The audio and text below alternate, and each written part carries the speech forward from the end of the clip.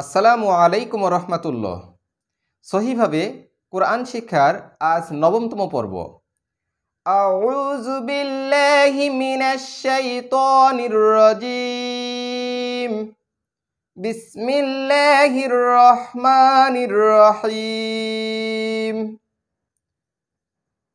সবক নাম্বার 13, কলকলার পরিচয়। কলকলা, কলকলা অর্থ হচ্ছে ধাক্কা দেওয়া। হালকা করে ধাক্কা দেওয়াকে কলকলা বলা হয়। তাহলে কলকলার হরফ হচ্ছে 5টি। কলকলার হরফ 5টি: কফ, ত, বা, জিম, দাল। কফ, ত, বা, জিম, দাল। এই 5 হরফে যজম হইলে কলকলা করিয়া পড়িতে হয়।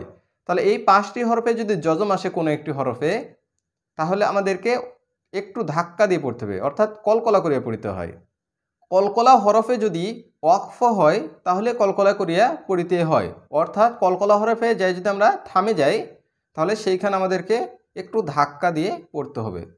এখানে বলে দিছে অর্থাৎ মাখরাজের মধ্যে ধাক্কা দিয়ে পড়িতে হয়। মাখরাজের মধ্যে বলতে হরফের উচ্চারণকে ধাক্কা দিয়ে পড়া। মাখরাজ হচ্ছে আরবি হরফ উচ্চারণের স্থানকেই মাখরাজ বলা হয়। এগুলোর উদাহরণস্বরূপ পড়ি। দেখেন এখানে কফে যজম চলে আসছে, অর্থাৎ এখানে কফ, ত, বা, জিম, দাল এগুলোর যে কোনো একটাতে যদি আমরা যজম পাই তাহলে ধাক্কা দিয়ে পড়ব। হামজা, কফ, জবর, আক, আক, এই যে একটা ধাক্কা লাগতেছে, এইটাই হচ্ছে কলকলার জন্য ধাক্কা। হামজা, কফ, জের, ইক, ইক। হামজা, কফ, পেশ, উক, উক। এই হালকা ধাক্কা লাগতেছে, এইটাই হচ্ছে মাখরাজে ধাক্কা দিয়ে পড়া। তাহলে আক, ইক, উক। হামজা, ত, জবর, আত। হামজা, ত, জের, ইত। হামজা, ত, পেশ, উত, আত, ইত, উত। হামজা, বা, জবর, আব। হামজা, বা, জের, ইব। হামজা, বা, পেশ, উব, আব, ইব, উব। হামজা, জিম, জবর, আজ। হামজা, জিম, জের, ইজ। হামজা, জিম, পেশ, উজ, আজ, ইজ, উজ। হামজা, দাল, জবর, আদ। হামজা, দাল, জের, ইদ। হামজা, দাল, পেশ, উদ, আদ, ইদ, উদ। ইয়া, দাল, জবর, ইয়াদ। ইয়া, দাল, জের, ঈদ। ইয়া, দাল, পেশ, ইউদ, ইয়াদ, ঈদ, ইউদ। হামজা, ত, জবর, আত। আইন, জবর, আ, আত, আ। মিম, জবর, মা, আত, আ, মা, আত, আমা। হামজা, দাল, জবর, আদ। খ, জবর, খ, আদ, খ। লাম, জবর, লা, আদ, খ, লা, আদ, খলা। বা, ত, জবর, বাত।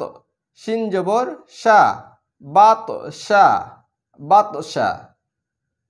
কফ, দাল, জবর, কদ। হামজা, ফা, জবর, আফ, কদ, আফ।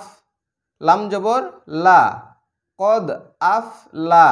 হা, জবর, হা, কদ, আফ, লা, হা, কদ, আফ, লা, হা। আইন, দাল, জবর, আদ।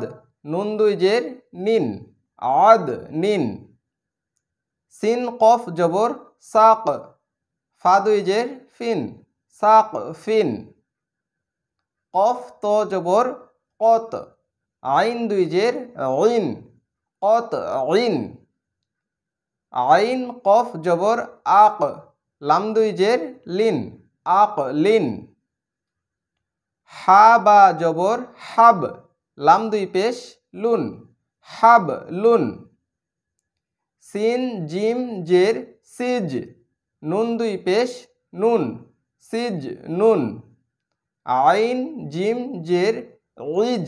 লাম, দুই, পেশ, লুন, ইজ, লুন। সদ, দাল, জের, সিদ। কফ, দুই, পেশ, কুন, সিদ, কুন। এখন দেখেন আমি যেটা বলছিলাম, থামার স্থানে যদি আমি কোথাও থামি তাহলে এখানে আয়াত দেওয়া আছে, এটাকে ওয়াকফের চিহ্ন বা থামার চিহ্ন বলা হয়। এই চিহ্নতে যদি আমরা থামি এটাকে ওয়াকফে তাম বলে। এই চিহ্নতে যদি আমরা থামি তাহলে অবশ্যই এখানে যে হরফটা থাকবে এইটাতে যেটাই থাক না কেন আমরা জজম দিয়ে পড়ব। আর এখানে যদি জজম দিই বা থামি তাহলে এখানেও বা কলকলা হরফ যেহেতু এই জন্যে এখানে ধাক্কা দিতে হবে।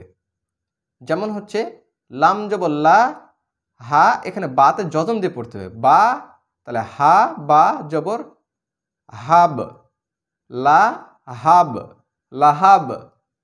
সেমভাবে ঠিক একই রকম এখানেও কফ, কফে যদি আমরা থামি তাহলে এখানে জজম দিতে হবে, আর যদি জজম দিই তাহলে এখানে ধাক্কা দিয়ে পড়তে হবে যেহেতু এটা কলকলার হরফ। তাহলে আইন জবর আ, লাম কফ জবর লাক, আ লাক, আলাক। সেমভাবে এটাও মিম জবর মা, সিন দাল জবর সাদ, মা সাদ, বা লাম জের বিল, কফ সিন ত জের কিস্ত। এখানে একসঙ্গে তিনটা হরফ, যেহেতু এখানে জজম একটাতে আসি, পরেরটাতে আমরা যদি জজম ধরে নিই তাহলে একসঙ্গে তিনটা হরফের উচ্চারণ করতে হবে। তাহলে বা লাম জের বিল, কফ সিন ত জের কিস্ত। কফ সিন জের হতো কিস, সেখানে ত যুক্ত হয়ে কিস্ত, কিস্ত এরকম উচ্চারণ হচ্ছে। তাহলে বিল কিস্ত। আজ এই পর্যন্তই। আমার ভিডিওটি যদি ভালো লেগে থাকে তাহলে অবশ্যই লাইক, কমেন্ট এবং শেয়ার করবেন। আর পরবর্তী ভিডিও পাওয়ার জন্য আমার চ্যানেলের সঙ্গেই থাকবেন।